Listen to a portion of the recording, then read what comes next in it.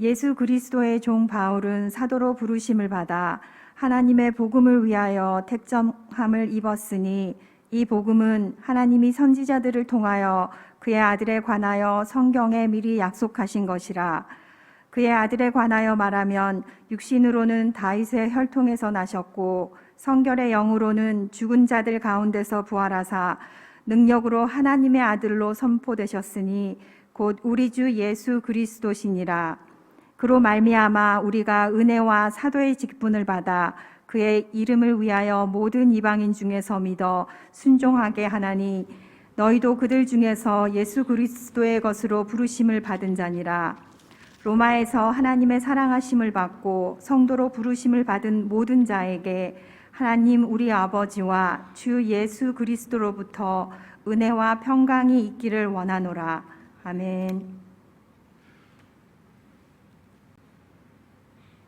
오늘 본문의 로마서 1장 말씀입니다. 로마서 1장 말씀을 가지고 기대와 희망의 대림, 또 기대와 희망하는 그러한 대림의 말씀을 함께 나누는 그러한 시간 되기를 소망합니다.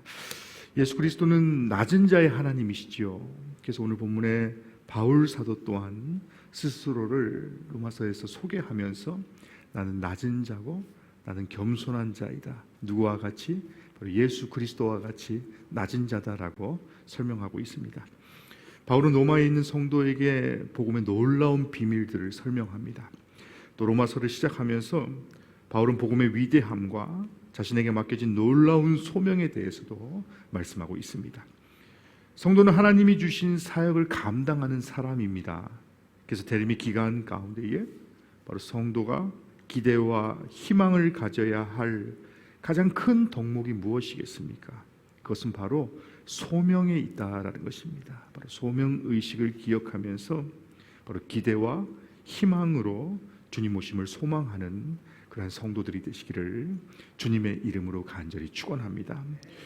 오늘 본문의 1절 말씀을 보시면 그는 그 자신을 그리스도 예수의 종이라고 본인을 소개합니다. 히브리어가 아니죠. 둘로스라고 하는데요. 소위 말하는 어떻습니까? 지금은 어떠한 사람들도 우리가 민주공화국에서 살고 있기 때문에 바로 종이라는 개념, 어떤 노예라는 개념이 직접적으로 다가오지 않는 그러한 상황 가운데 있지만요. 현대인에게 종이라는 단어가 낯설 수밖에 없지만 오늘 본문의 종이라는 그 단어는요. 가장 하층 또 가장 천대받는 그런 노예를 가리키는 그러한 단어를 뜻하고 있습니다. 하지만 바울 사도는 그러한 신분제가 공고한 시대를 살면서도 어떻습니까? 바울 스스로는 한 번도 어떤 사회적인 약자, 사회적인 하층민의 계급을 가져본 적이 없었던 최상류층에 있었던 그러한 사람이었죠. 스스로를 소개하는 단어로 일반적으로 상상할 수 없는 그러한 어휘를 선택함을 통하여서 스스로가 가장 낮은 자이다라고 스스로를 표현하고 있는 것입니다. 바울의 분명한 정체성과 소명이 무엇이겠습니까? 바울은 그리스도의 종이라는 표현으로 예수 그리스도께 속해 있고 그분께 절대적으로 복종하며 살아가야 할 존재로 바로 자신을 보고 있다라는 것입니다. 동시에 자신이 하나님께 사도로 부르심을 받았기 때문에 이 복음을 전하는 일을 감당하기 위함임을 바울 스스로가 확신하고 있었다라는 것입니다. 또한 사도 바울은 소명의식이 누구보다 확고한 사람이었다라고 말씀하지요. 앞서 말씀드렸던 종이라는 그런 표현과 같지요. 어떤 종이 어떻습니까? 어떤 자유도 없고 선택권도 없고 어떤 인격이 있는 것도 아니며 인권도 있는 것도 아니고 어떤 신분이 있는 것도 아닌 그러한 자리에 본인을 소개하면서 모든 것이 바로 예수 그리스도께 기속되어 있는 존재가 바로 자신이다라는 것을 바로 서두에서 밝히고 있는 그런 모습들을 보게 됩니다. 다메섹 도상에서 그가 예수 그리스도를 만나게 되고 빛 대신 주님을 만나게 되며 그의 인생이 변화된 후에 바울은 하나님의 예수 그리스도를 보내 구속 사역을 이루셨다라는 그런 확신을 갖게 됩니다. 그리고 그리스도께서 자신을 보내서 이제는 어떻습니까? 바로 예수를 핍박하는 자에서 바로 예수를 전하는 자로 복음을 전파하도록 하셨다라는 그런 확신을 그가 갖고 있었다라는 것입니다. 사랑하는 성도 여러분, 이 대림의 마지막 주일 가운데에 우리 또한 바울과 같이 모두가 그리스도의 종이며 부르심을 받은 자임을 다시 한번 기억하시는 그러한 성도들이 되시기를 주님의 이름으로 간절히 축원합니다. 바라기는 그리스도의 종으로서 또 부르심을 입은 자들임을 우리가 늘 기억할 수 있는 그러한 성도들이 됩시다. 그에 합당한 삶, 또 종에 합당한 삶을 살기 위해서 성도로서 어떻습니까? 성도 스스로의 분명한 정체성을 잘 지키고 또 그 소명을 갖고 살아가는 그런 성도들이 되시기를 주님의 이름으로 간절히 축원합니다. 바울은 또 복음을 설명하면서 예수 그리스도께서 구약의 약속에 따라 오신 분이다라는 것을 말씀하고 있습니다. 오늘 본문의 3절 말씀을 한번 보시면요, 예수님은 선지자들의 예언대로 육신적으로는 다윗의 혈통에서 태어나셨다라고 말씀합니다. 그래서 3절 말씀을 보시면 성결의 영으로는 죽은 자들 가운데서 부활하심으로 하나님의 아들을 선포되었다. 하나님의 아들로 선포된 분이 바로 예수 그리스도시다라고 말씀하고 있는 것입니다. 이러한 주님의 오심은 역사에 기반하며 또 구약시대 선지자들을 통해서 계속해서 예언된 어떤 구체적인 시간 가운데 있는 그러한 사역이다라는 것입니다. 특정된 장소에서 태어나셨고 또 십자가에 죽으시고 부활하신 것이 어떻습니까? 구약의 모든 예언자들을 통해서 예언되어진 그런 구속사의 모든 일환이다라는 것입니다. 그래서 하나님께서 이 땅에 예수 그리스도를 보낸 이유가 무엇입니까? 라고 질문하고 있는 것이죠. 그것이 무엇이겠습니까? 그것은 하나님 스스로가 복음이 되시기 위해서 이곳에 나타나셨다는 것입니다. 그리고 복음이 되시기 위해서 더욱더 낮은 자리 가운데 임하셨다라는 것이죠. 하나님에게 있어서 복음의 기준은 가장 낮은 곳에 있다라고 말씀합니다. 그것은 하나님의 기준을 포기하겠다라는 그러한 말씀이기도 합니다. 하나님 스스로가 자신의 기득권을 포기하고 스스로 낮아짐을 통하여서 그 낮아짐의 궁극적인 목표가 무엇이었습니까? 바로 독생자 예수 그리스도를 이 땅에 보내심을 통하여서 그가 또 이 땅에 나타나실 때에 가장 낮은 자의 하나님으로, 가장 낮은 자의 인생으로 바로 나타나셨다라는 것이 바로 하나님 스스로가 기준이 되는 것을 포기하시고 사람들에게 낮은 곳에서 기준이 되는 법을 가르쳐 주시기 위함이다라고 말씀하고 있는 것입니다. 다시 사도 바울로 넘어가세요. 그가 사울이었을 때에 처음에는 그리스도인을 죽이고 자기가 사는 방법을 택한 그러한 인생을 살았습니다.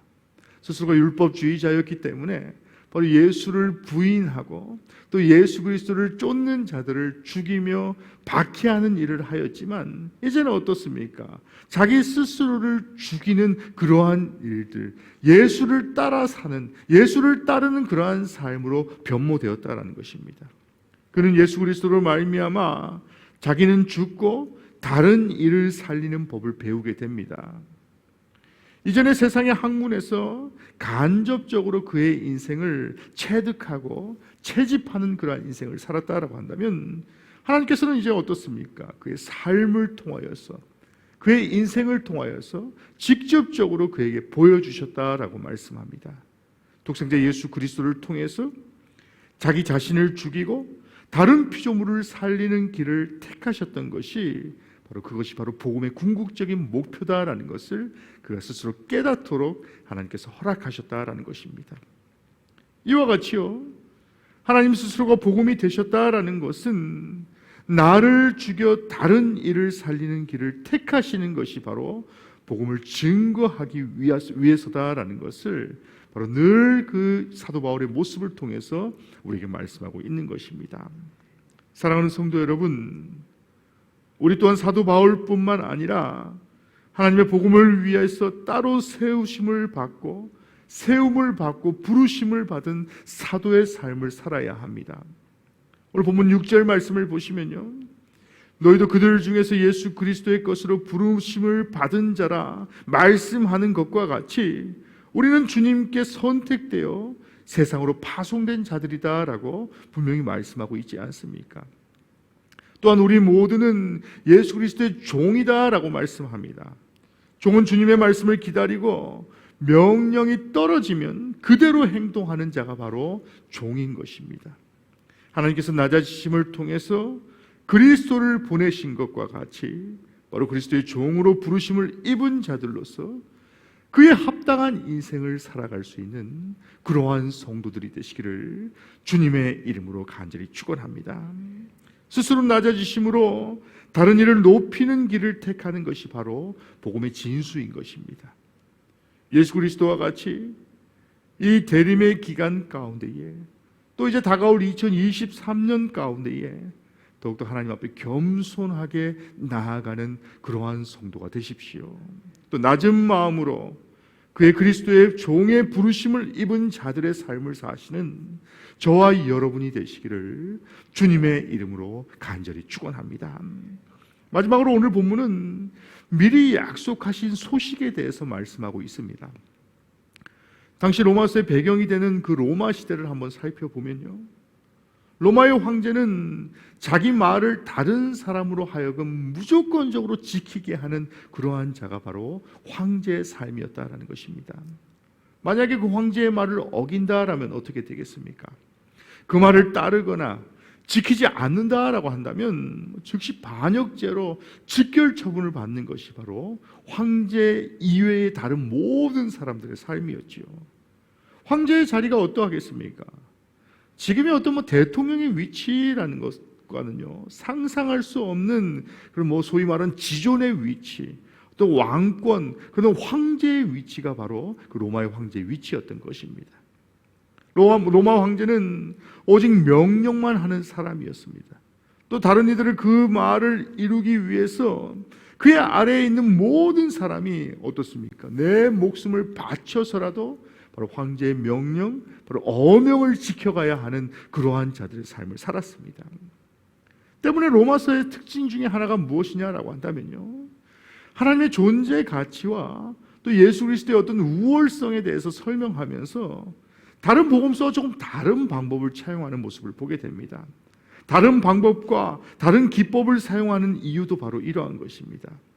히브리서와 같이 어떻습니까? 어떤 신앙의 선진들을 이용하여서, 선진들을 통하여서 오실 예수 그리스도가 이러한 분이다, 장차 예수 그리스도의 사역이 이러할 것이다 라는 것에 대해서 계속해서 비교하는 그러한 내용이 등장하는 반면에요, 또 에베소서와 같이 예수 그리스도가 오신 이후에 혹은 예수 그리스도의 사역을 통해서 어떻습니까? 저들의 삶에 적용이 되는 어떤 실천적인 부분에 대해서 계속해서 언급하게 되는 그러한 것과 다르게 바로 로마서는 그런 언급 자체를 조금 자제하는 그러한 모습들을 보게 됩니다. 왜일까요?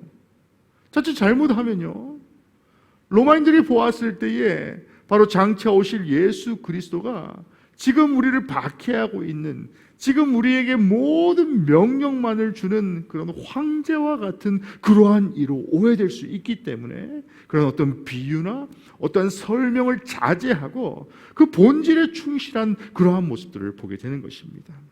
자칫 잘못하면 로마서의 수신인인 로마 그리스도인들이 마치 세상의 왕, 어떤 세상의 황제, 로마 황제와 하나님의 존재 가치를 비교할 수도 있다라는 우려가 있었습니다. 무엇보다 황제보다 낫다라는 그러한 생각, 어떤 상대적인 평가를 받게 되는 그런 오류부터 차단하기 위해서 바로 예수 그리스도의 본질 자체를 설명하고 있는 그러한 말씀이 바로 로마서가 되었다라는 것입니다. 그렇다면 하나님이 어떠한 분입니까? 라는 그러한 본질로 다시 한번 우리가 한번 돌아가 봤으면 좋겠습니다. 하나님은 어떠한 분이십니까? 오늘 본문에 기인한다면 하나님은 스스로를 낮추시는 분이시고 또 그 말씀을 이루시는 분이 바로 우리 주님이시다라고 말씀합니다. 그가 한 말을 스스로 이루셨다라는 것입니다. 앞서 제가 로마 황제의 이야기를 하였지만요, 로마 황제의 어떤 일방적인 지시나 일방적인 명령에 의해서 그 명령이 모든 것이 이루어지는 것이 아니라, 그 명령이 아니라 스스로가 그 말씀을 이루신 분이 바로 우리 주님이신 것입니다.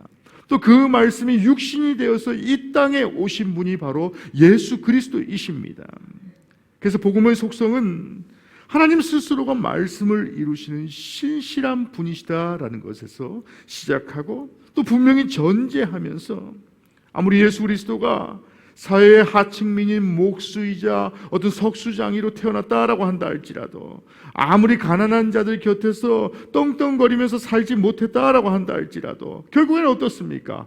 어떤 세상의 관점에 의해서 로마에 반항하다가 죽은 정치범과 다름없는 그런 어떤 십자가에서 처형당한 그러한 자들이 아니라, 십자가를 지는 고난을 당하였다라고 한다 할지라도 복음으로 말미암아서 그의 모든 것들이 바로 부끄러운 것이 아니라 능력이 되었다라고 말씀하고 있는 것입니다. 이와 같이 복음은 우리를 결코 부끄럽지 않게 하는 것이 바로 복음의 능력입니다. 하나님의 신실하심은 그 복음 선포자를 절대로 부끄럽게 하지 않고, 또 결코 부끄럽게 하지 않겠다라는 그런 분명한 말씀이 시작되는 것이 바로 복음의 진수인 것입니다. 그래서 바울은 오늘 본문의 17장 후반부 말씀이지요, 17절 말씀에서 내가 복음을 부끄러워하지 아니하나니라고 분명히 말씀하고 있는 이유가 이러합니다. 또한 오늘 본문의 7절 말씀을 보시면 로마에서 하나님의 사랑하심을 받고 성도로 부르심을 받은 자들이다라고 칭하면서 결국 하나님의 복음을 들고 간 자, 복음을 위해 사는 자를 부끄럽게 하지 않으시는 그러한 분이 바로, 신실한 분이 바로 하나님이시며, 어떻습니까? 이것을 내가 확신하는 자 가운데에 나는 복음으로 말미암아 부끄러워하지 않는 삶을 살 것이다 라고 분명히 말씀하고 있는 것입니다. 사랑하는 성도 여러분, 세상의 모든 사람들은 어떤 기쁜 소식을 기대하며 삽니다.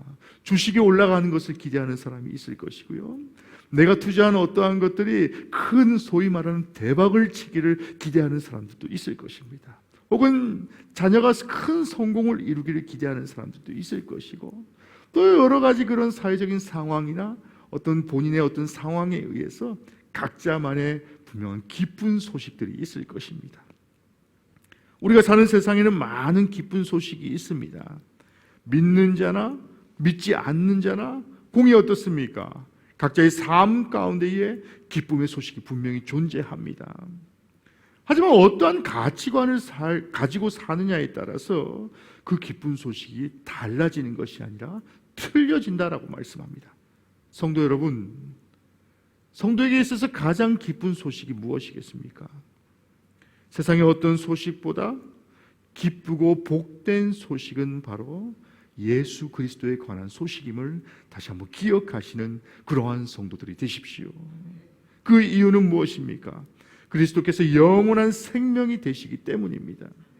예수 그리스도는 우리에게 영원한 생명을 주시기 위해서 이 땅에 오신 분임을 다시 한번 기억하십시오. 우리는 이제 그분을 믿고 그분 안에 거하기만 하면 바로 영생을 얻을 수 있다라는 것을 바로 로마서 기자를 통해서 우리가 분명히 체득하지 않았습니까?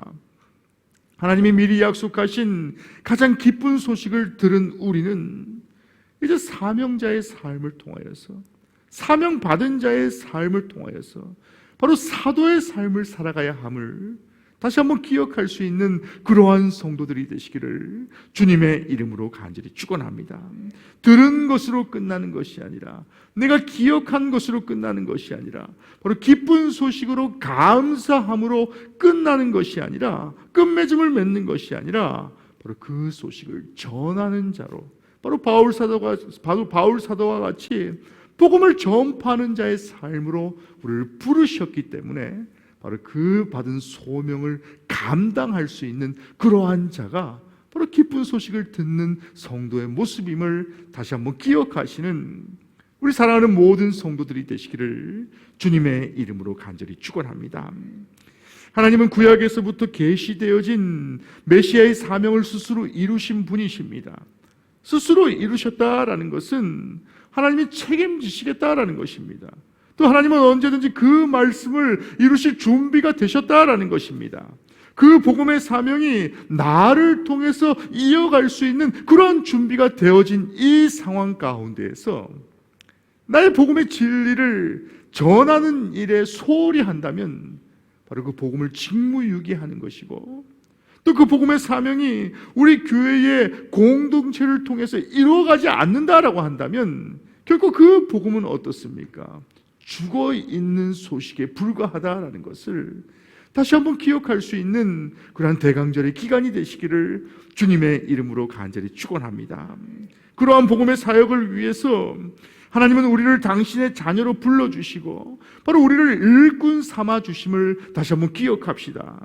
종으로 새롭게 변화된 바울이 일평생 하나님 나라를 위해 살았던 것과 같이 사나 죽으나 바로 자신이 하나님의 것이다 라고 고백하면서 하나님께서 주신 그 복음을 전했던 바울 사도의 삶과 같이 바로 우리도 복음의 기쁜 소식을 전하며 예수 그리스도 오심을 기대하며 소망하는 그러한 성도들이 되시기를 주님의 이름으로 간절히 축원합니다.